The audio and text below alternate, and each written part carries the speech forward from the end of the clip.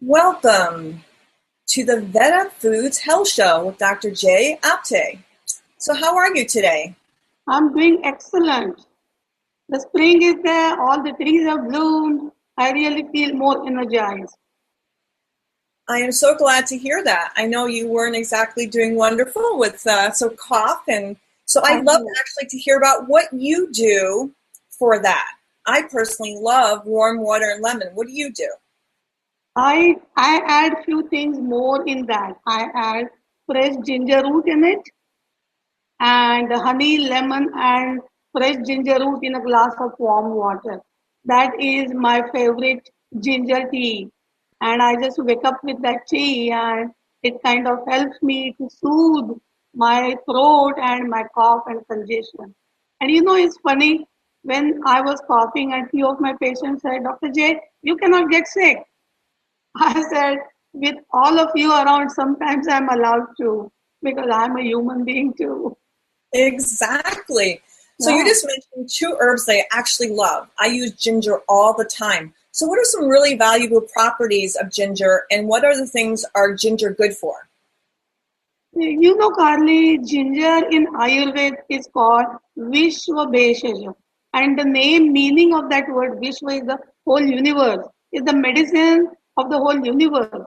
So ginger has so many medicinal qualities and it is kind of a spice. We put it in our food. First thing, it improves your digestion.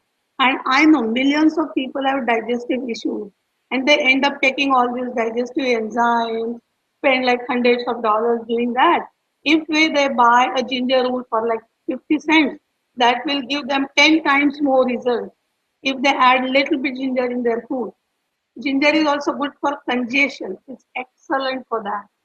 If somebody's head is kind of congested and heavy and they cannot focus at work, they definitely should add some ginger in their warm water because ginger being hot pungent spice, it just removes all that heaviness and congestion and all the phlegm. Ginger is also good as a natural anti-inflammatory, and I know that millions of people are in pain and having arthritis, chronic fatigue, and all. If they add ginger in it, they will start feeling so much better. The joint pain will go away, congestion will go away, digestion will improve, you get more energy. So, what else do you want? Absolutely. Now, when And we started the only conversation, 50 cents. exactly. When we started the conversation, I mentioned I love to start my day with warm water and lemon. Yes. So, what are some great? What are the valuable properties of doing that? For example, what does lemon do for your system, and what does that warm water and lemon combination do?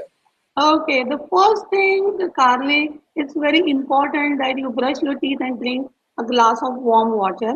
You can add honey in it, you can add lemon juice in it, you can add ginger in it. But that glass of warm water is kind of cleanses your whole system.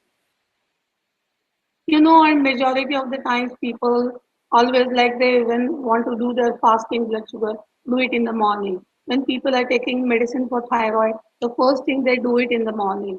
So what you do early in the morning just reaches your trillions of cells in the body.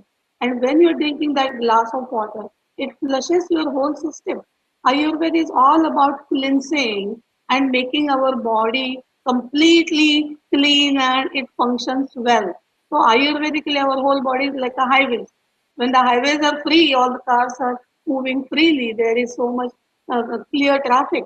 Same thing in the body. When body is cleansed well, you have good bowel movement, you feel good, no congestion, then your day starts with plenty of energy. So it is very important. That is one healthy tip I tell people every time. Do one thing, get up and drink a glass of lukewarm water in the morning. Depending on what your problem is, you can add ginger, lemon, ghee, sesame oil, depending on. But that really changes people's lives. Simple thing, a glass of lukewarm water. So now I've heard that lukewarm water is so much better for your body than cold water. Yes. So why is that? Because the mother nature has created room temperature water. If you go around the world, you have to ask for ice. Only here in US, you have to ask for no ice. And people in the modern world always say that, yeah, when you drink ice cold water, it burns some calories to bring it to body temperature and all. But which is wrong. The moment it touches your stomach, it starts doing the damage. Because our stomach, all our digestive enzymes are like digestive fire. And when you keep that fire going, even with the warm water, your digestion improves. It is very important. I want to emphasize this on all our listeners that majority of the times we have digestive issues, and that is because eating and drinking very cold foods, especially ice cold water and sodas and all the cold juices and all, it's really weakening your problem. Even Carly, think about it when people have congestion, they are so much cold and they are taking antihistamines with ice cold water. So that cold is their problem. So it's simply drinking warm water improves your digestion. Warm water strengthens all your digestive enzymes. Warm water makes you feel lighter. Even you mentioned about drinking lemon and water in the morning. If you add 1 tablespoon honey, that will help you to lose weight. And I know everybody is here, they want to lose 5 pounds, 10 pounds, 50 pounds. And that is a simple way of helping also to lose weight and having your system very clear. So simple things, but they take you long way. So And that is all about Ayurveda. So we were talking about water and lemon and all that. Another thing I've heard, and this is something I personally practice, is I do not drink when I eat. So if I drink before I eat. While I'm eating, I do not drink, because I was told that if we drink while we're eating, we actually dilute the digestive enzymes that are naturally in our mouth. Is that true? Exactly. It's not only in the mouth, it is also in the stomach. When you're drinking that glass of an especially ice cold water, you are kind of neutralizing all those digestive enzymes. So the best thing is do not drink any water before your meals. With your meal, just sip some water, because do you know the food should be little semi-solid, semi-liquid, so body can digest it better. And most of the time we are always eating on the run, so we are eating a hamburger or something, or chips or something very dry, a toast or something.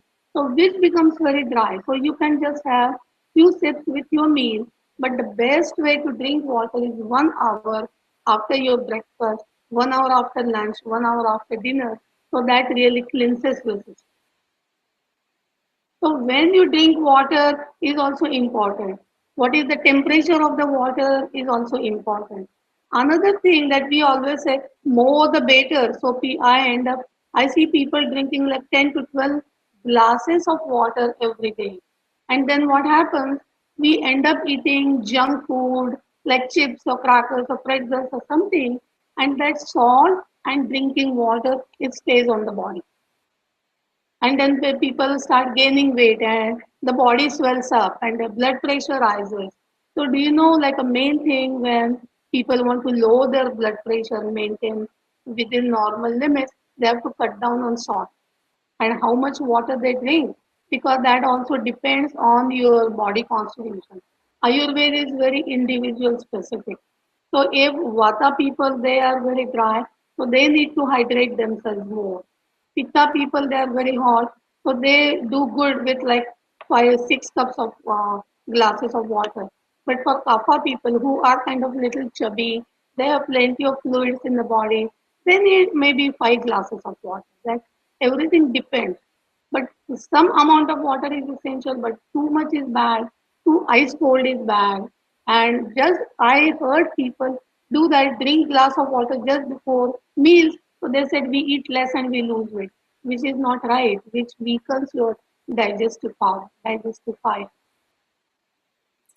So obviously, when I started our first show, we talked about your education and how you got started. And so I wanted to actually talk a little bit about, so people get a sense of who you are. And of course, we started the conversation with water and lemon because I knew you weren't necessarily feeling well the past couple of days. So so we dived into that.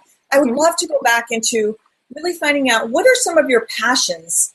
Obviously, Ayurveda is a huge passion of yours, but I know there were passions of yours before that led you to that. So So what are just some of your daily passions in life? My daily passion is just to be healthy because, Carly, I'm an outdoor person. I just love to go for the nature walk. I wake up in the morning and that's the first thing I do. It's so beautiful. The birds are chirping and the sun has just risen and the whole environment is so happy and peaceful. And we, a few friends go for a walk in the morning and we were just sitting under the tree and somebody was asking me, what is the most happiest moment in your life? I told them this is the moment in my life. It's a beautiful morning. You're just walking in the nature. The whole environment is so energizing at the same time, very peaceful and cheering, and you are listening to the birds and all. That is the happiest moment of my life. So when I was young, I used to play all the sports like basketball and tennis and ring tennis and all those kind of things. And I was so good at sports. And then one day I had some digestive issues. And my grandmother gave me a pinch of ajwan and then ginger tea, and my digestion improved. And that kind of her life led me into getting into Ayurveda because I always had passion to become a doctor and helping other people. But when I saw her, my grandmother, she lived for 96 years. No diabetes, no hypertension, no cancer, just old age. And doctors even said finally that I'm going to die, let her die very respectfully at home, in the whole family. Everybody was around her and she passed away very peacefully.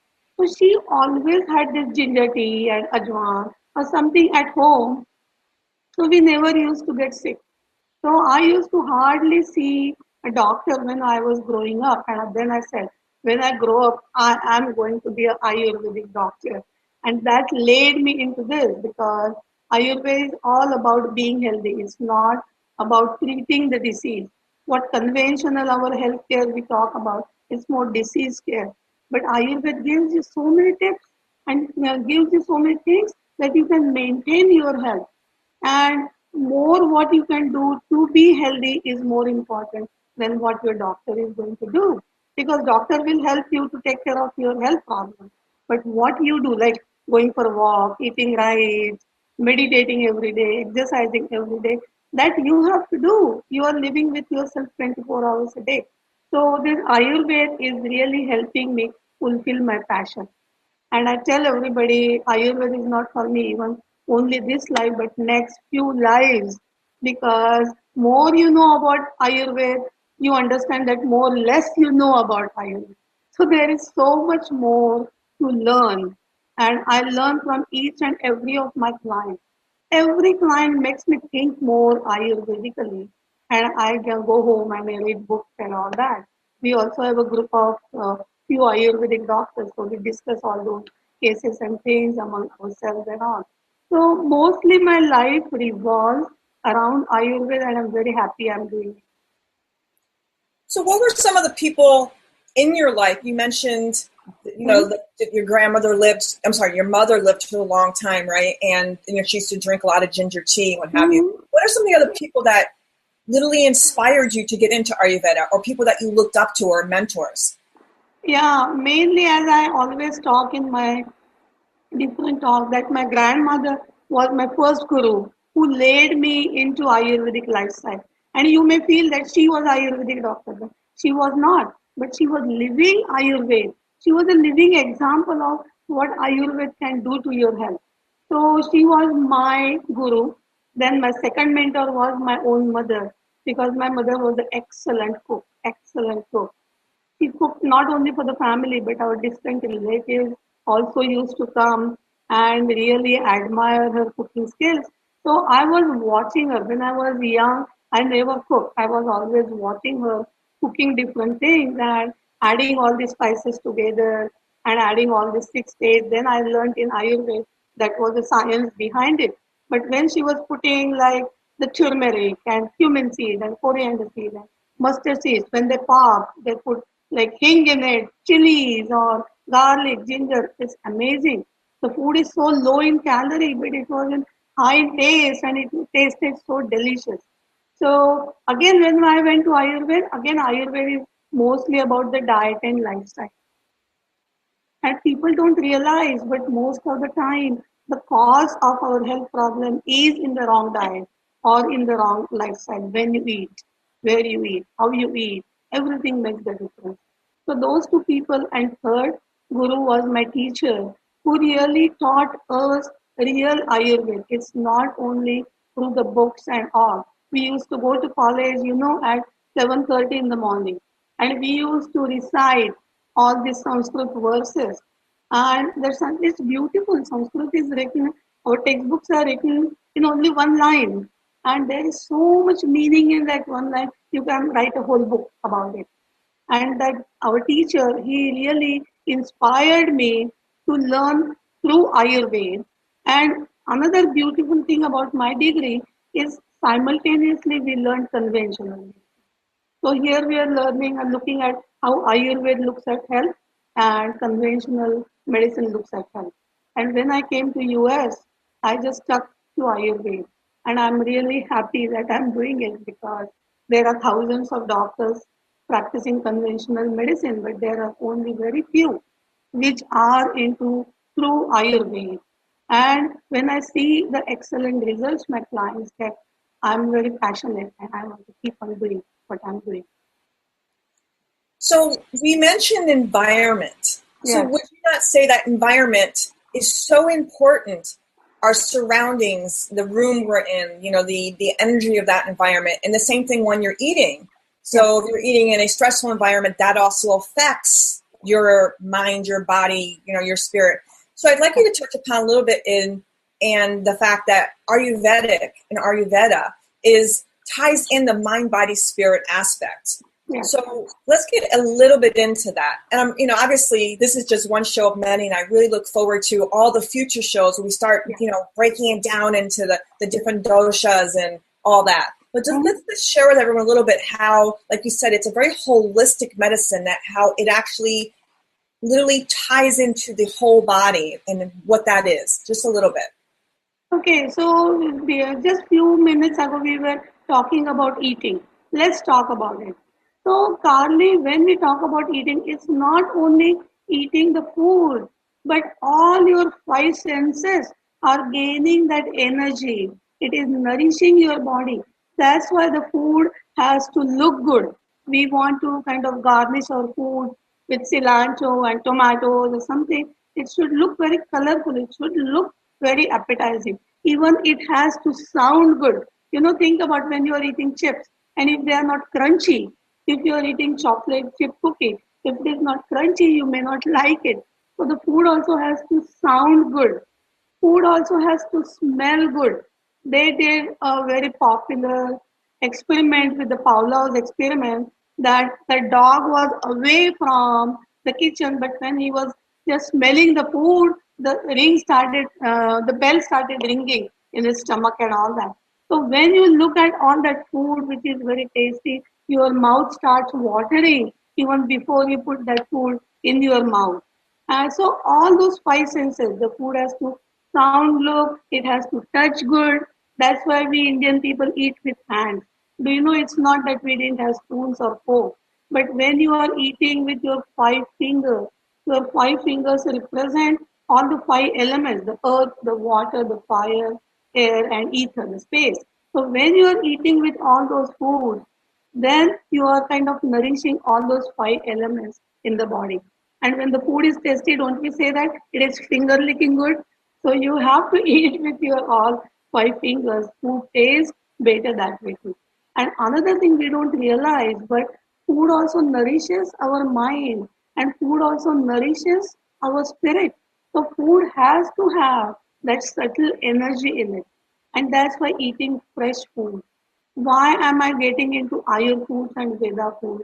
Is I want to give all the listeners and my practice, all my patients, the solution so they can eat fresh food. The fresh food has this life energy we call prana. And the richer the food in prana is going to help your body to heal faster. The richer the food in prana is going to nourish your mind, and less food, fresh food, homemade food is going to nourish you and make your mind so happy and peaceful. It's not that you always have to eat gourmet food, spend $100 or $500 on the food. But that simple khichdi, like homemade, fresh, it's steaming, so smelling good and all, is going to nourish your mind and spirit more than anything else. So every moment of your life, remember, your body is doing what your mind tells your body to do. They always say that body expresses what mind harbors. So there is always, it's not like mind is separate and body is separate, they are connected. But we miss that connection. And the mind is worrying about something else and body is doing and body is under a lot of stress. That is our story. But when we start bringing our mind where the body is, when you become mindful, even same thing with the eating. Don't eat while you are on the run. Don't eat while you are working on the computer or something. Just sit down and take time and close your eyes and just chew that food longer and all, and you will really see that is food is nourishing your body and nourishing your soul and also nourishing your mind. That whole experience is so different. So now you bring up, obviously, our environment of where we're eating. Another one I also find to be very important is while we're preparing the food. Exactly. Now, what is your environment when you're preparing food? What does your kitchen look like? Is it clean? Are you having the news playing in the background while you're making your food? Are you having an argument with someone while you're making your food? So I think that's another big piece, which I think that's like huge. How we prepare our food and what that environment of preparation is. It is so important, and for everything, Carly, you have to know that any room in your house should not be cluttered.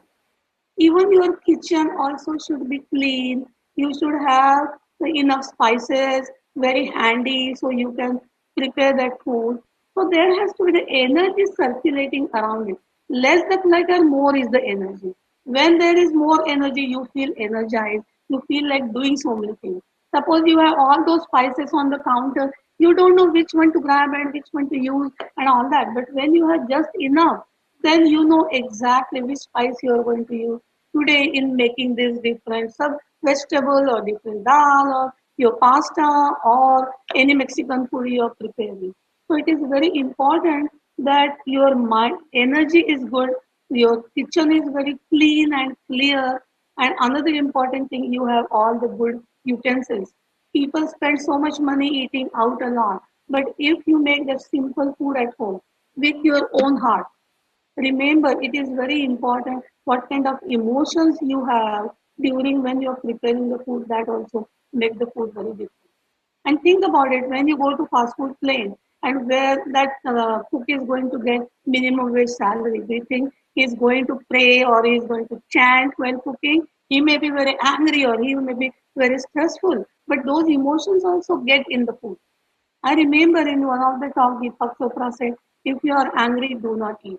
Because you are not eating food, but you are eating that anger.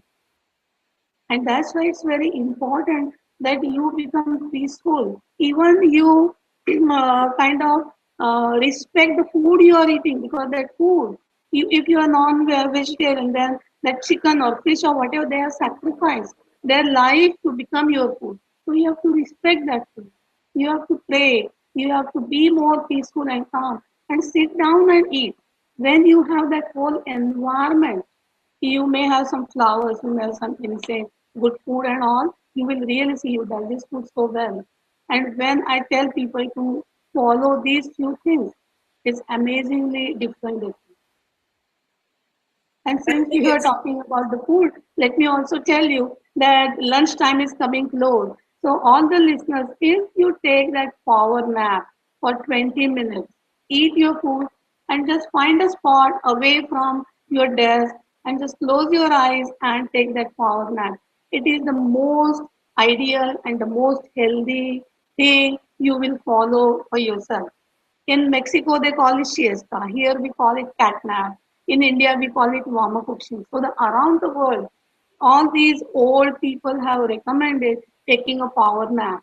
And when you do that, only 20 minutes, it refreshes you. And your whole afternoon goes in such a positive energy than feeling so down and dozing off. So one thing I thought we tie into this about the eating is most people don't realize when they overeat why it makes them so tired. So it's also finding that balance of eating till you feel satiated, not stuffed. Exactly. So you don't, and so I thought that was a really neat piece to tie in here. And then the other thing I just want to address before we wrap it up is a lot of people think that if I take a nap and they won't sleep well at night. So that emphasis, like you said, it's a 20-minute reboot or charge. Exactly. It is a 15 to 20 minute nap, sitting up in the chair, not lying down in your bed for an hour or two. If you do that, then you will definitely gain weight and you will become very lethargic. But when you take a 15-20 minute power nap, you will really feel so great. And do you know, these days people are complaining that I skip my lunch because I feel very sleepy. But feeling sleepy after lunch is very natural. All the blood goes to your digestive system to digest that food. So it's not in your brain, it's not in your mind. That's why you kind of feel a little bit sleepy or dozing off. So respect your body. You know, there is a genie hidden within us. And you also mentioned about overeating, and that has become the biggest problem because here we live in this world of more the better. But Ayurvedically, it's always less the better. And if you pay attention to yourself when you are full, Ayurveda says you have to eat only 75% of your capacity, like 60% food and 15% just few sips of water. And when you eat only that, then your body can digest food well. Food can move in your stomach and in your intestine, so it gets digested better. But when you eat too much, then what happens? The food is so heavy and it cannot move in your system. It just sits there like a big rock or big log and you don't digest food good. And what's going to happen? The whole body becomes so heavy. Your mind becomes so heavy and you become so lethargic. So you should never eat more often than you are hungry. And do you know the funny thing? These days people are having different apps. And that's why my app tells me when I'm hungry. You have the genie in your system which tells you that you are hungry. And if you eat just enough, then you don't feel eating every 2 hours. That is kind of a very different way of looking through Ayurveda and looking through conventional medicine. We always say we have to eat every 2 hours. But what happens? Food doesn't get digested when you are eating every 2 hours. Yeah, it takes about 5 to 6 hours to digest food and go through your whole digestive system. It takes about an hour and a half to two in the stomach, around 2 to 2.5 hours in your small intestine, about hour and a half in your large intestine. So when you eat, there has to be like 5 6 hours where you have to zip your lips and don't eat anything. Only if you feel hungry in between, just eat a fruit, but not that bag of chips or cookies or candy and all, because that causes more indigestion.